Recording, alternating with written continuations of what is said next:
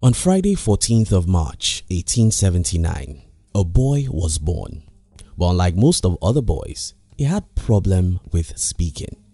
So he didn't speak until 3 years of age, and it even took him several more years after that before he could speak fluently. He didn't just have a problem speaking, he also couldn't read. He didn't read until he was 7 years of age. Needless to say, elementary school was a struggle for him, which led to many people suspecting him of being retarded. It's been told that when his school teachers asked him a question, he took forever to answer, even silently mouthing the words to himself before slowly speaking them out loud. In fact, many people believed he would never succeed at anything. But they were wrong, because the boy was going to become one of the greatest scientists to ever live. That boy was the great Albert Einstein, who later developed the theory of relativity, one of the two pillars of modern physics alongside quantum mechanics. Today, if you go to Google and type the word genius, Albert Einstein's image is the first you see. How can a boy who didn't speak until 3 and who wasn't able to read until 7 become the world's most famous physicist?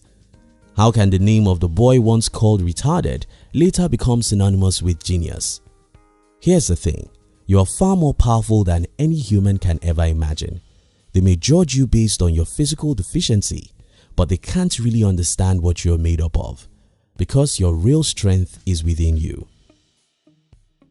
Disregarding the ignorant voices. No matter who you are in life, as long as you grow up in this world that's filled with negative and pessimistic people, someone will tell you that you're weak, stupid, or retarded. Sometimes it's your teacher, sometimes it may be your siblings or even your parents. This is one thing I need you to understand. What anyone says about you is their opinion. It doesn't matter, nor does it affect you in any way, except you allow it to affect you. In fact, the negative things people say about you can be a source of inspiration for you. For instance, when my elder brother told me that I cannot be successful as an entrepreneur, I was determined to prove him wrong, so I read every book I could find about entrepreneurship and worked harder. Whenever I remembered his words, I felt like I was in a battle with someone. I felt like someone has invited me to fight and promised to kill me. I felt like I have someone I needed to defeat, and that was my brother. Today, I've defeated him because I actually did what he said I cannot do. And his negative words about me were one of the reasons why I was able to achieve what I achieved. You must learn how to prove people wrong. You must learn how to believe in yourself, regardless of what anyone in the past has ever told you. The reason for that is simple.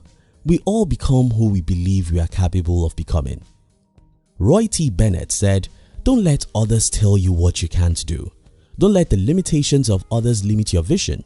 If you can remove your self-doubt and believe in yourself, you can achieve what you never thought possible." At the end of it all, you are the only person who can stop you. What other people can do is to weaken your self-esteem by their words and judgments of you, and that can only happen if you allow their voices to matter to you. Even Albert Einstein was obviously disadvantaged, even though he couldn't speak until age 3, even though he couldn't write until age 7.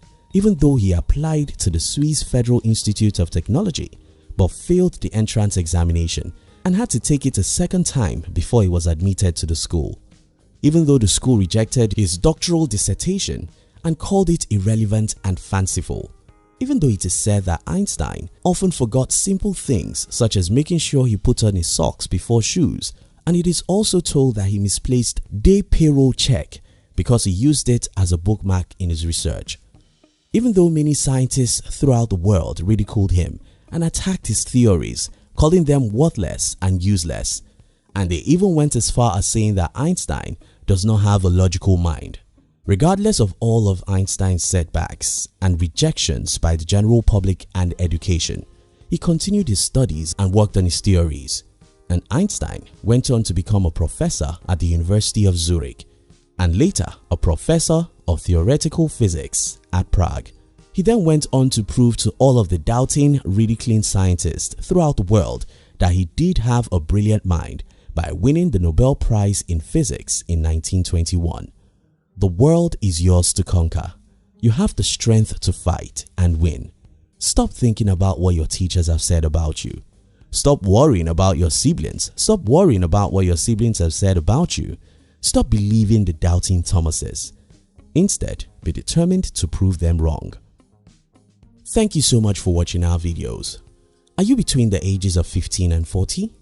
Then we invite you to join our new channel, which was specially created to share with you inspiration and life's lessons to succeed in life.